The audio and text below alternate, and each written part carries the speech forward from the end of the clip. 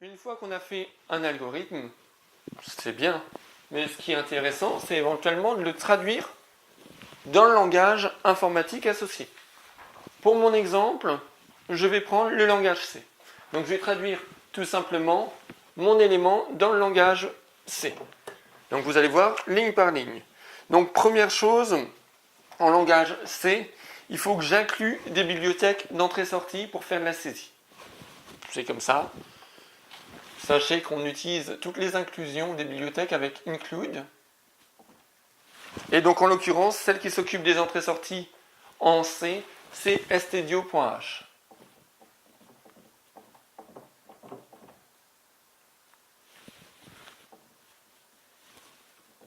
Pareil, de façon à pouvoir faire des programmes mathématiques, je vais utiliser aussi une bibliothèque math.h. Donc include math.h.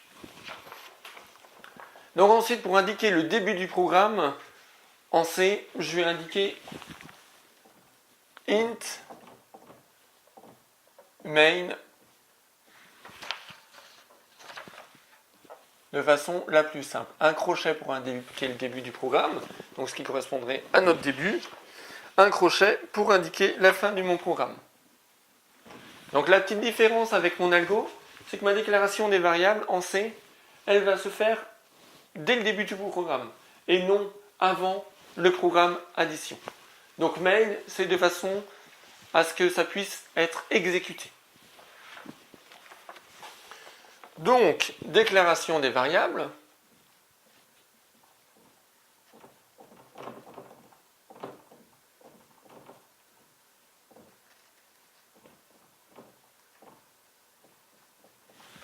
Première déclaration des variables, donc c'est un nombre 1 de type réel. On traduit en anglais réel par float. Donc, float, nombre 1. Ensuite, je traduis le deuxième par float, nombre 2.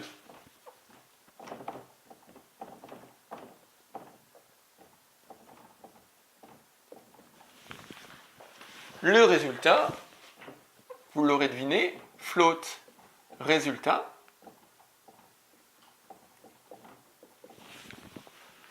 Et ensuite, je vais faire mon afficher quel est le nombre 1.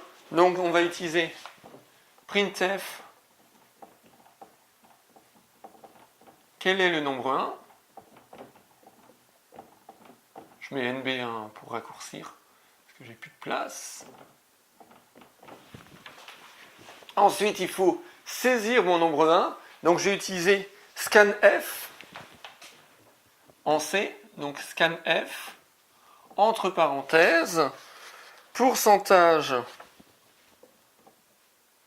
f, puisque c'est un float, virgule, nombre 1.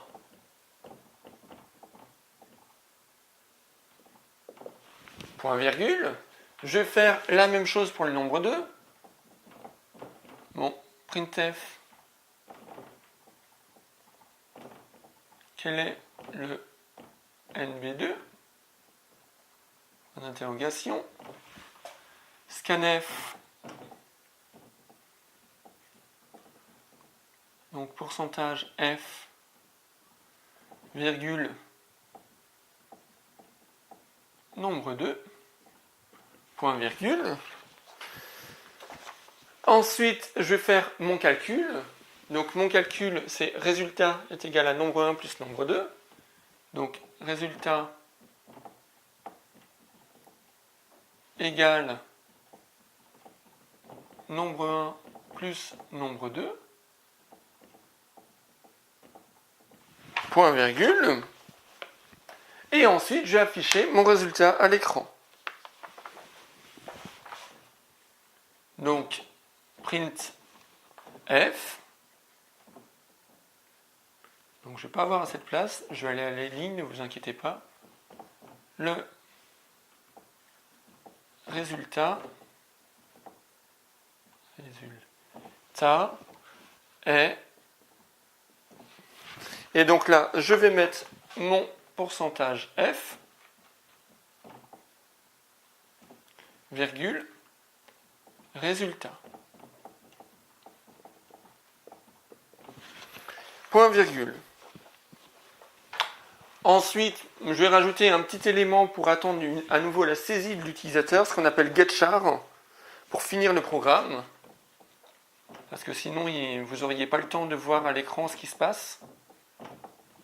Et puis, comme mon programme s'est bien passé, il va retourner 0.